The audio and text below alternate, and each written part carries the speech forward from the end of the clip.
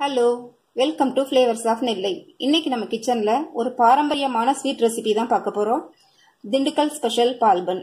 இது செய்யறது ரொம்பவே ஈஸி. டேஸ்ட் பாத்தீங்கன்னா ரொம்ப அட்டகாசமா இருக்கும். பால் பன் செய்யறதுக்கு என்னென்ன பொருட்கள் தேவைன்னு பார்த்துட்டு வந்துடலாம். பால் பன் செய்ய தேவையான பொருட்கள்: 1 கப் தயிர், 1 கப் சுகர், கொஞ்சமா தண்ணீர், 2 கப் மைதா, பொரிக்கிறதுக்கு எண்ணெய், 3 table spoon powder sugar, 1/4 teaspoon baking soda. இப்போ நம்ம எடுத்திருக்கிற பொருள் எல்லாமே பாத்தீங்கன்னா இந்த கப் அளவுக்கு தான் நம்ம எடுத்திருக்கிறோம். மைதா மட்டும் இதுல 2 கப் எடுத்துக்கணும். ஒரு மிக்சிங் பவுல் எடுத்துட்டு அதுல மைதா சேர்த்துக்கலாம். First powder sugar, baking soda இதெல்லாம் சேர்த்துட்டு நல்லா கலந்து எடுத்துக்கணும். ஃபர்ஸ்ட்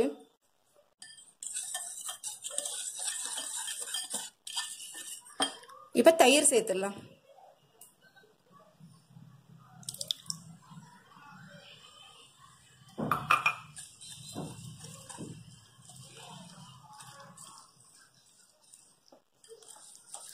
தண்ணி ஃபர்ஸ்டே நம்ம நிறைய சேர்த்துடக்கூடாது. தயிர் சேர்த்து கலந்ததுக்கு அப்புறமா கொஞ்சம் கொஞ்சமா தண்ணி சேர்த்து நம்ம கலந்து எடுத்துக்கணும்.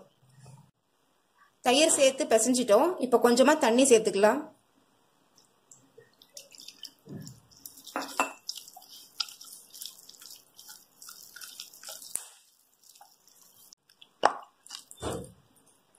தண்ணீர் சேர்த்து பிசைஞ்சிட்டோம். இதுக்கு பாத்தீங்கன்னா 2 டேபிள் ஸ்பூன்ல இருந்து ஒரு 3 டேபிள் ஸ்பூன் அளவுக்கு தான் தண்ணி தேவைப்படும். இப்ப இது ஒரு 1 ஹவர் நல்லா ஊறட்டும். நம்ம இதை மூடி வச்சிடலாம். இது ஒரு 1 ஹவர் நல்லா ஊறட்டும். நம்ம அதுக்குள்ள சுகர் சிரப் ரெடி பண்ணிடலாம். சுகர் சிரப் செய்யறதுக்கு ஒரு பாத்திரத்துல நம்ம எடுத்து வச்சிருக்கிற சுகர் சேர்த்துடலாம். 1/2 கப் தண்ணீர் சேர்த்துக்கலாம்.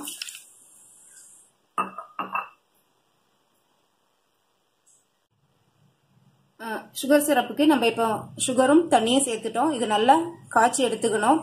கம்பிப்பாகு அந்த மாதிரி எந்த பதமும் தேவையில்லை. நல்லா பிசுபிசுப்பு தன்மை வந்த உடனே நம்ம இதை ஸ்டவ் ஆஃப் பண்ணிடலாம். ஜீரா ரெடி ஆகட்டும். நம்ம வெயிட் பண்ணலாம். பால் பன் செய்யும் போது சுகர் சிரப் நல்லா ஆறி இருக்கணும். சூடே இருக்கக்கூடாது கொஞ்சம் கூட. அதனால நம்ம சுகர் சிரப் ரெடி பண்ணிட்டு நல்லா ஆற வச்சு எடுத்துக்கணும்.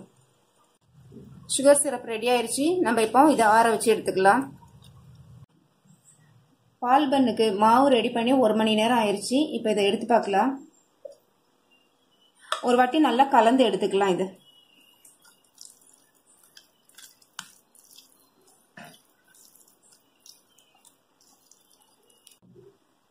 பால் பன் செய்யறதுக்கு தேவையான மாவு ரெடி ஆயிருச்சு.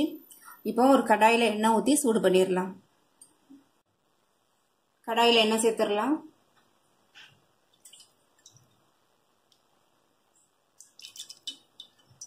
எண்ணெய் நல்லா சூடாகட்டும். நம்ம வெயிட் பண்ணலாம்.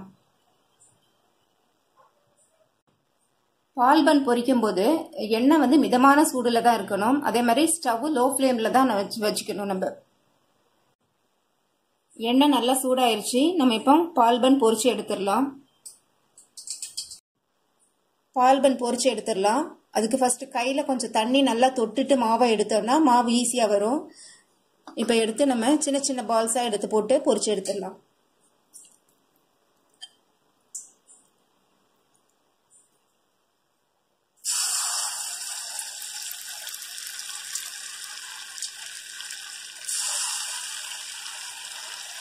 பால் பன் பொரிக்கும் போது மாவு கொஞ்சமா தான் எடுத்து போடணும். அது எண்ணெயில பொரியும் போது நல்லா உப்பி பெருசா வரும். அதனால கொஞ்சமா போட்டா போதும். நம்ம கொஞ்சமா தான் மாவு எடுத்து எண்ணெயில ஊத்தணும். இப்ப பாருங்க நல்லா உப்பி பெருசா வந்திருக்குது. இது 2 சைடு நல்லா கோல்டன் ப்ரௌன் கலர் வர்ற வரைக்கும் நம்ம பொரிச்சு எடுத்துக்கலாம். ஃபர்ஸ்ட் நம்ம ரெடி பண்ண ஜீரா நல்லா ஆறி போய் இருக்குது. இப்ப இதுல நம்ம பொரிச்ச பால் பன் எல்லாம் எடுத்து போட்டுடலாம்.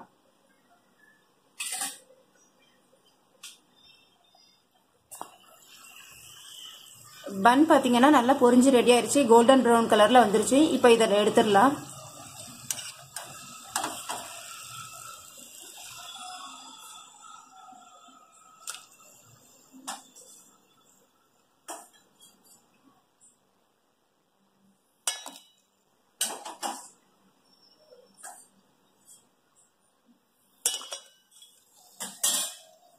இந்த பன் ஜீரால எவ்வளவு நேரம் ஊறணும்னு பாத்தீங்கன்னா அடுத்த செட் பன்னு நம்ம பொரிச்சு எடுக்கிற டைம் வரைக்கும் ஊறினா போறோம். நம்ம அடுத்த செட் இதுல ஊற போடும் போது இதை எடுத்துடலாம். பால் பன் நல்ல ஜீரால ஊறிடுச்சு. இப்ப நம்ம இதை எடுத்துடலாம்.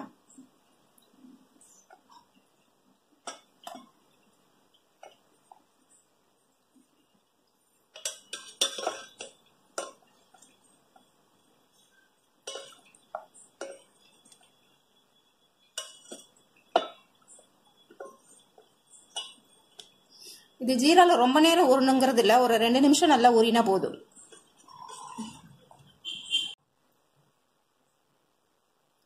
வீட்டில் இருக்கக்கூடிய பொருட்களை வச்சுட்டே நம்ம ஈஸியாக ஒரு ஸ்வீட் செஞ்சிடலாம். இந்த பால் பன் பார்த்தீங்கன்னா திண்டுக்கல் ஸ்பெஷல். டேஸ்ட் ரொம்ப சூப்பராக இருக்கும்.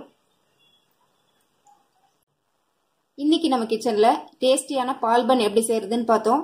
இந்த ரெசிபியை நீங்களும் உங்கள் வீட்டில் செஞ்சு பாருங்க. ரொம்ப ஈஸியாகவே செய்யலாம். டேஸ்ட் ரொம்ப அட்டகாசமாக இருக்கும். செஞ்சு பார்த்துட்டு உங்களோட லைக்ஸ் கமெண்ட்ஸ் எங்களுக்கு அனுப்புங்க. மறக்காம சேனலை சப்ஸ்கிரைப் பண்ணுங்க. தேங்க்யூ.